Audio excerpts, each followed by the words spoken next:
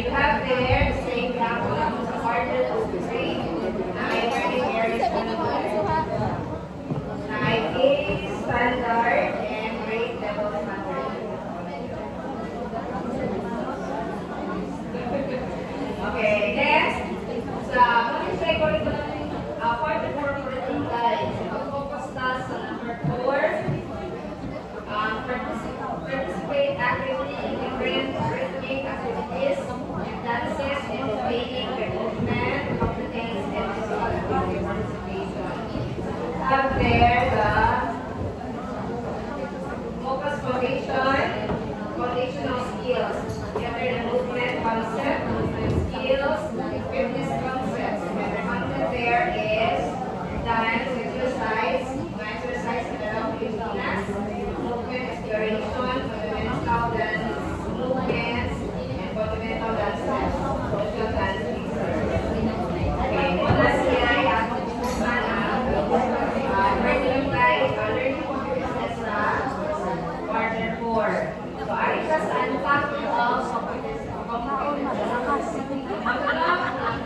competences, participate actively in the activities and dances, maintaining their movement, confidence, and physical activity participation. So, i-unpack siya into 3. Identify the key components of movement, competence, the balance, coordination, timing, and others. And also, describe how rhythmic movement improve coordination, flexibility, and overall physical performance.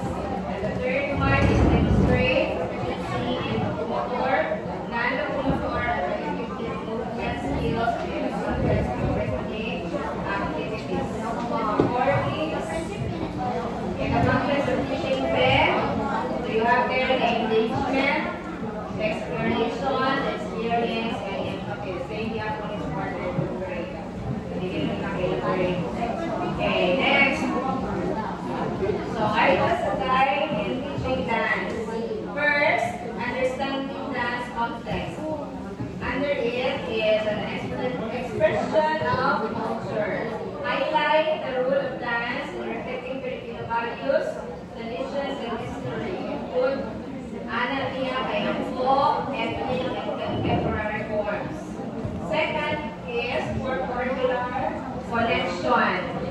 Ang curricular connection, link dance lessons to the music, arts, physical education, and health.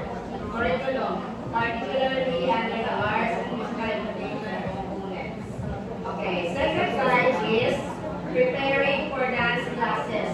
So, prepare mo sa mga dances, know your objectives, develop motor skills and body awareness, encourage creativity and self-expression, and foster appreciation of Filipino cultural traditional dances. Okay, third guide, gather resources. So, you have there music. So, musically used recordings of traditional and contemporary Filipino dance music.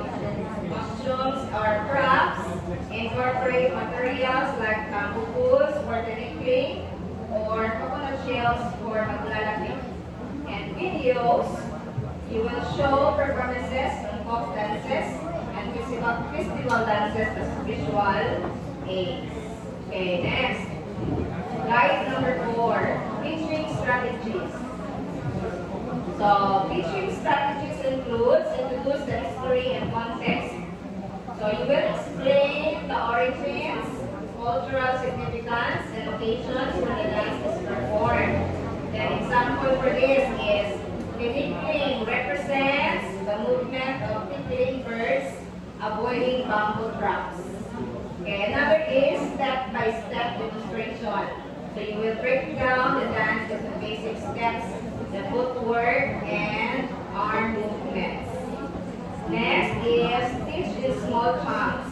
So first, teach footwork slowly without music. And then, add music and increase speed gradually. And then finally, incorporate formations or transitions. Choreography. So include cultural immersion, then allow students to experience wearing traditional costumes during practice or performance. Okay, so approaches and activities in dance pedagogy. So you have there number 1, technique-based pedagogy. So objective Anna is improve technical skills in a specific dance genre. Example, ballet class. Then example activity is ballet technique class. Number 2 is creative dance pedagogy. Objective, foster creativity and self-expression. Example activity, improvisation, exercise. Next.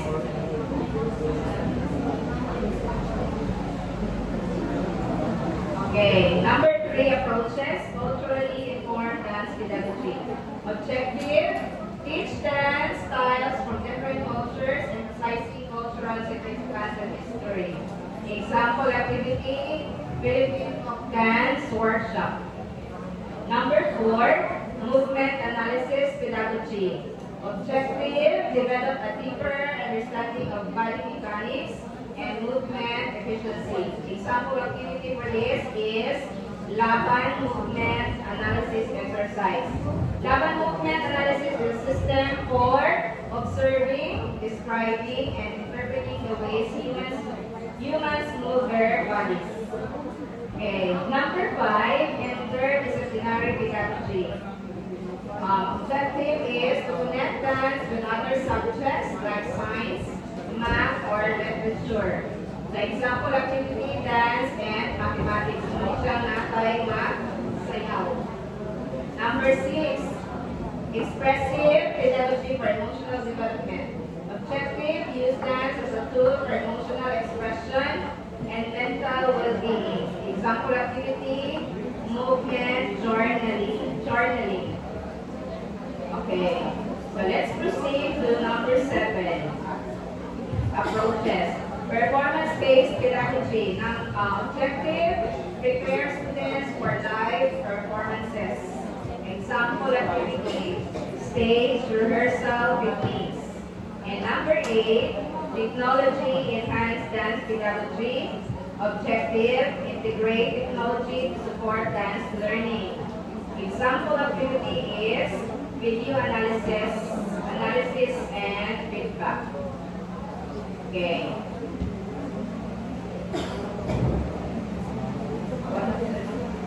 So, alita sa sample lesson naman.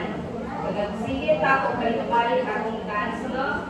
So, one of the sample lesson dyan is about dance.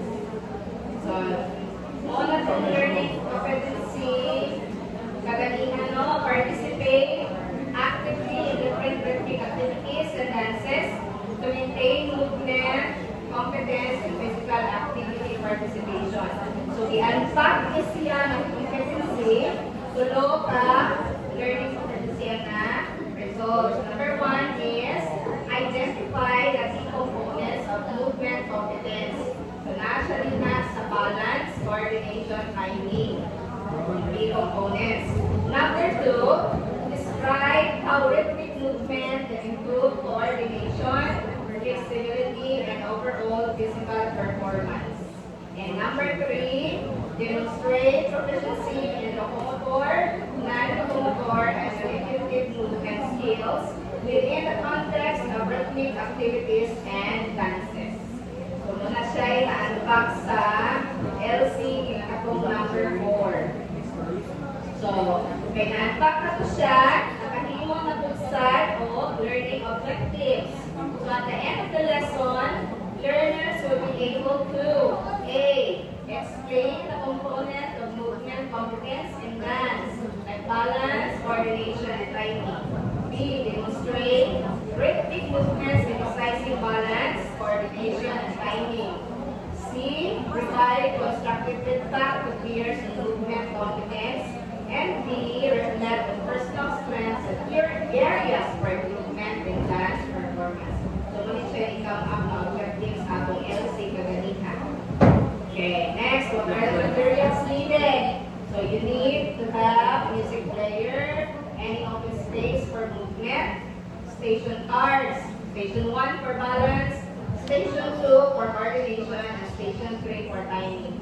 Then worksheets for feedback and reflection. So, manata sa sample lesson plan. So, alita sa activity ay hatag na to sa bata. So, exploration phase, that stations, adventure. Ato na silang pasayawon or panimuot ilang ang steps. So, instructions, set up 3 stations where learners will assess and enhance the performance focusing on key components. So, number 1 there is balance station. So, learners enhance their ability by practicing some dance movements on one leg, maintaining balance while transitioning between steps and holding simple dance poses with control and precision.